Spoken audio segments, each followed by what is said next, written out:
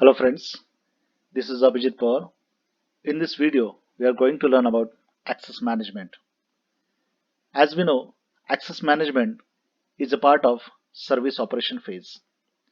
Service operation phase is the fourth phase of ITIL, and access management is an important part of service operation.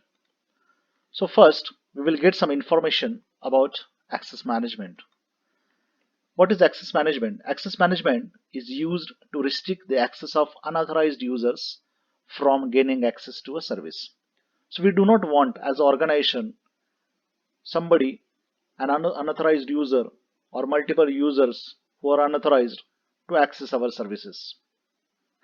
Thus, we want access management to be in place. Second, access management protects and safeguards confidentiality, integrity, and availability. So if you are worried about or if you are looking after the CI triangle, then the access management is the important part that has to be in place for your organization. Next, we will see some important terminologies associated with the access management. The first terminology is access. The second is identity. The third is rights. The fourth is service or service groups. And the fifth is directory services. First, we will see what exactly an access is. Access is nothing but when we say which data a user can access or which type of data a user can access, from which type of resources they can access, which level of service functionality a user can access, which physical resource a user can use.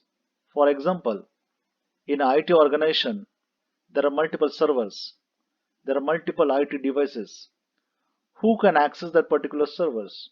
Who can access a web server? Who can access a particular application server? Who can access the FTP server? So, accessing the servers, accessing the storage devices, accessing the networking components or the networking devices like routers, switches, modems. So, these are nothing but we call it as a access terminology. Next is identity. How you will identify that whether the user is an authorized user or not.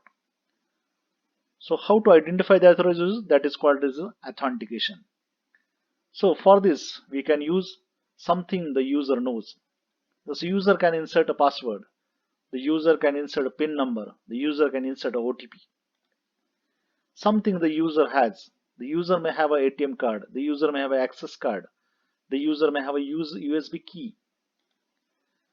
Something the user is. The user may use a fingerprint. The user may use a face scanning. So that is about identity. Next is rights.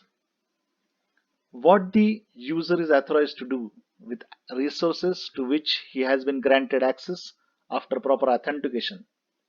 So that we call it as rights. For example, whether the user is standard user or administrator, based on that, he will get a particular rights, limited rights or full rights.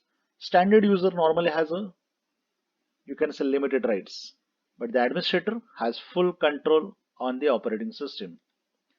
User can view the configuration but cannot change it. Means what? The user has a read-only permission.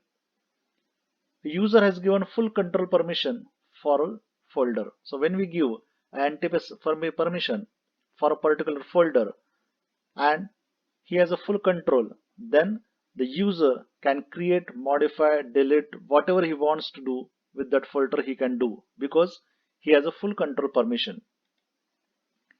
Next is service or service groups. User may access a single service from the organization or he may be using a group of services which are similar. Directory services.